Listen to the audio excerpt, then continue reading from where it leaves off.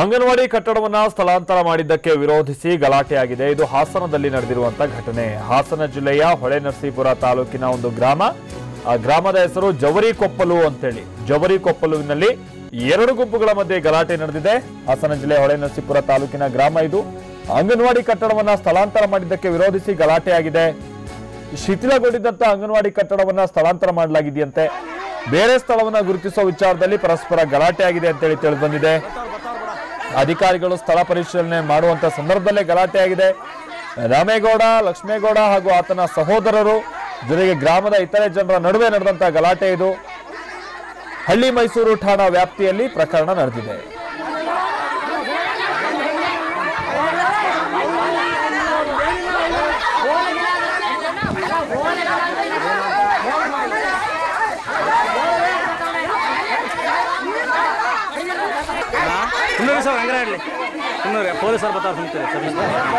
ಮಂಜುನಾಥ್ ನಮ್ಮ ಪ್ರತಿನಿಧಿ ಇದಕ್ಕೆ ಸಂಬಂಧಪಟ್ಟಂತೆ ಮತ್ತಷ್ಟು ಡೀಟೇಲ್ಸ್ ಅನ್ನ ಕೊಡ್ತಾರೆ. ಮಂಜುನಾಥ್, ಏನು ಗ್ರಾಮದಿಂದ ಸ್ವಲ್ಪ ದೂರ ಆಯ್ತು ಅನ್ನೋ ಪ್ರಾಬ್ಲಮ್, ಹೊಸ ಕಟ್ಟಡ ಏನಕ್ಕೆ ಗಲಾಟೆ ಆಗಿರೋದು ಮಂಜುನಾಥ್? ಈ ಘಟನೆ ನಡೆದಿರ್ತಕ್ಕಂಥದ್ದು ಹಾಸನ ಜಿಲ್ಲೆ ಹೊಳೆನರಸೀಪುರ ತಾಲೂಕಿನ ಜವರಿಕೊಪ್ಪಲು ಗ್ರಾಮದಲ್ಲಿ. ವಿಷಯ ಏನಂತ ಹೇಳಿದ್ರೆ, ಆ ಗ್ರಾಮದಲ್ಲಿರ್ತಕ್ಕಂಥ ಅಂಗನವಾಡಿ ಕಟ್ಟಡ ಸಂಪೂರ್ಣವಾಗಿ ಶಿಥಿಲಾವಸ್ಥೆಯಾಗಿತ್ತು. ಹಾಗಾಗಿ ಹೊಸ ಕಟ್ಟಡ ನಿರ್ಮಾಣ ಮಾಡಬೇಕು ಅಂತಕ್ಕಂಥ ಒತ್ತಾಯ ಗ್ರಾಮಸ್ಥರಾಗಿತ್ತು. ಹಾಗಾಗಿ ಅಧಿಕಾರಿಗಳು, ಮಹಿಳಾ ಮತ್ತು ಮಕ್ಕಳ ಕಲ್ಯಾಣ ಇಲಾಖೆ ಅಧಿಕಾರಿಗಳು ಒಂದು ಸ್ಥಳವನ್ನ ಗುರುತು ಮಾಡಿರ್ತಾರೆ. ಆ ಸ್ಥಳದಲ್ಲಿ ಗ್ರಾಮದ ಲಕ್ಷ್ಮೇಗೌಡ ಮತ್ತು ರಾಮೇಗೌಡ ಅಂತಕ್ಕಂಥವ್ರು ಒಂದು ಕಸ ಹಾಕ್ತಕ್ಕಂಥ ಸಿಪ್ಪೆಯನ್ನ ಮಾಡ್ಕೊಂಡಿರ್ತಾರೆ. ಹಾಗಾಗಿ ಇಲ್ಲಿ ನಿರ್ಮಾಣ ಮಾಡೋದು ಬೇಡ ಅಂತಕ್ಕಂಥ ಅವರ ಒಂದು ಒತ್ತಾಯ, ಅವರ ಒಂದು ಬೇಡಿಕೆ. ಆದ್ರೆ ಎಲ್ಲರೂ ಒಂದ್ ಕಡೆ ನಿರ್ಮಾಣ ಮಾಡಿ ಈಗಾಗಲೇ ಸ್ಥಳ ನೀವು ಗುರುತಿಸಿದಾಗ ಇಲ್ಲೇ ನಿರ್ಮಾಣ ಮಾಡಬೇಕು ಅಂತಕ್ಕಂಥ ಇತರ ಗ್ರಾಮಸ್ಥರ ಒತ್ತಾಯ ಆಗಿತ್ತು. ಹಾಗಾಗಿ ಗ್ರಾಮಸ್ಥರು ಮತ್ತೆ ಲಕ್ಷ್ಮೇಗೌಡ, ರಾಮೇಗೌಡ ಸಹೋದರರ ನಡುವೆ ಅಧಿಕಾರಿಗಳು ಸ್ಥಳ ಪರಿಶೀಲನೆ ಮಾಡ್ಲಿಕ್ಕೆ ಬಂದಾಗಲೇ ಪರಸ್ಪರ ಕೈ ಮೆಲಾಸಿ ಹೊಡೆದಾಕೊಂಡಿರ್ತಕ್ಕಂಥ ಘಟನೆ ನಡೆದಿರ್ತಕ್ಕಂಥದ್ದು. ಹಳ್ಳಿ ಮೈಸೂರು ಪೊಲೀಸ್ ಠಾಣೆ ವ್ಯಾಪ್ತಿಯಲ್ಲಿ ಒಂದು ಪ್ರಕರಣ ನಡೆದಿದೆ. ಸ್ಥಳಕ್ಕೆ ಪೊಲೀಸರು ಬಂದ್ರ ಬಳಿಕವಷ್ಟೇ ಇಲ್ಲಿ ಪರಿಸ್ಥಿತಿ ತಿಳಿಯಾಗಿದೆ. ಎರಡು ಗುಂಪುಗಳ ನಡುವೆ ನಡುರಸ್ತೆಯಲ್ಲಿ ನಿಂತ್ಕೊಂಡು ಇಬ್ರು ಕೂಡ ಪರಸ್ಪರ ಎಳೆದಾಡಿಕೊಂಡು ಹೊಡೆದಾಡ್ಲಿಕ್ಕೆ ಕೂಡ ಮುಂದಾಗಿದ್ದಾರೆ. ಇದರಲ್ಲಿ ಅಧಿಕಾರಿಗಳು ಒಂದು ರೀತಿ ಮೂಕ ಪ್ರೇಕ್ಷಕರಾಗಿ ನಿಂತ್ಕೊಳ್ತಕ್ಕಂಥ ಪರಿಸ್ಥಿತಿ ಕೂಡ ನಿರ್ಮಾಣ ಆಗಿತ್ತು. ಕಳೆದ ಹಲವು ವರ್ಷಗಳಿಂದ ಇಲ್ಲಿ ಗ್ರಾಮದಲ್ಲಿ ಅಂಗನವಾಡಿ ಕಟ್ಟಡ ಹಾಳಾಗಿದೆ. ಹಾಗಾಗಿ ಬೇರೆ ಕಟ್ಟಡ ನಿರ್ಮಾಣ ಮಾಡಬೇಕು ಅಂತಕ್ಕಂಥ ಬೇಡಿಕೆ ಇದ್ದಿದ್ರಿಂದಾಗಿ ಅಧಿಕಾರಿಗಳು ಹೊಸದಾಗಿ ಪರ್ಯಾಯ ಜಾಗವನ್ನ ಗುರುತು ಮಾಡಿದ್ರು. ಆ ಜಾಗದಲ್ಲಿ ಬೇರೆ ಇತರ ರಾಮೇಗೌಡ ಮತ್ತು ಲಕ್ಷ್ಮೇಗೌಡ ಅಂತಕ್ಕಂಥವ್ರು ತಮ್ಮ ಸಿಪ್ಪೆಯನ್ನ ಮಾಡ್ಕೊಂಡಿದ್ರೆ ಇಲ್ಲಿ ಬೇಡ ಅಂತಕ್ಕಂಥವ್ರೆ ಅವ್ರ ಬೇಡಿಕೆ ಇಟ್ಟಾಗ ಈ ಎರಡು ಗುಂಪುಗಳ ನಡುವೆ ಸಂಘರ್ಷ ನಡೆದಿರ್ತಕ್ಕಂಥದ್ದು. Maltesh. Okay, thank you Manjunath.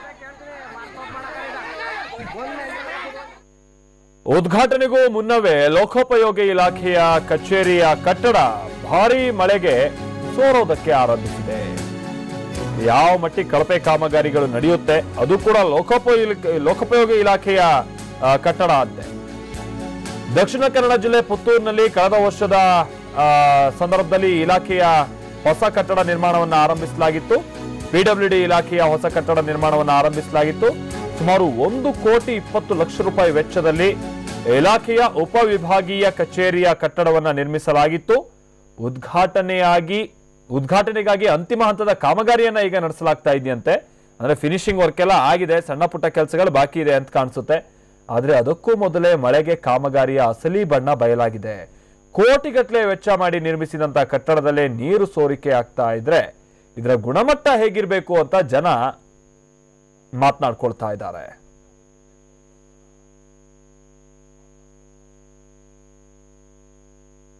ಪೃಥ್ವಿ ನಮ್ಮ ಪ್ರತಿನಿಧಿ ಇದಕ್ಕೆ ಸಂಬಂಧಪಟ್ಟಂತೆ ಮತ್ತಷ್ಟು ಡೀಟೇಲ್ಸ್ ಅನ್ನ ಕೊಡ್ತಾರೆ. ಪೃಥ್ವಿ, ಇನ್ನೂ ಓಪನಿಂಗ್ ಆಗಿಲ್ಲ ಅಂತ ಹೇಳ್ತಾ ಇದ್ದೀರಾ, ಅಷ್ಟು ಬೇಗ ಈ ತರ ಸೋರ್ತಾ ಇದೆ ಅಂತ ಅಂದ್ರೆ ಬಹುಶಃ ಇನ್ನು ಓಪನ್ ಆಗಿ ಒಂದ್ 2-3 ವರ್ಷಕ್ಕೆ ಮಾತ್ರ ಅನ್ಸುತ್ತೆ ಈ ಕಟ್ಟಡದ ವ್ಯಾಲಿಡಿಟಿ. ಪೃಥ್ವಿ.